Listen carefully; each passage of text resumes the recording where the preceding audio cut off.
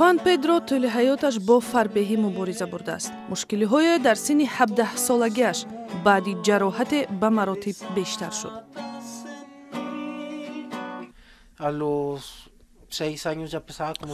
ман дар 6 солагиам 60 килограмм вазн доштам. Дар синни 17 солагӣ вазнам ба 230 килограмм расид. Он замон ман маҷрӯҳ шуда 1.5 солро дар бистари беморӣ сипарӣ кардам. хуан педро ризоият додааст ки дар яке аз шифохонаҳои минтақаи Гвадалахара табобат гирад. модари хуан мегӯяд курсҳои пештари муолиҷа бо фарзандаш ки аз чоқӣ ва диабет ё худ бемории қанд азият мекашид зиёд кӯмак накарданд.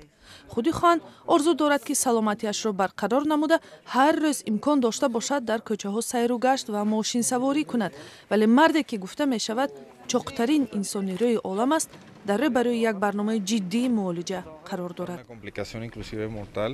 ҳадаф аз барнома кам кардани вазн аст. низоми 6 моҳаи шадиди парҳез аз баъзе анвои ғизо бо амали ҷарроҳӣ ба поён мерасад.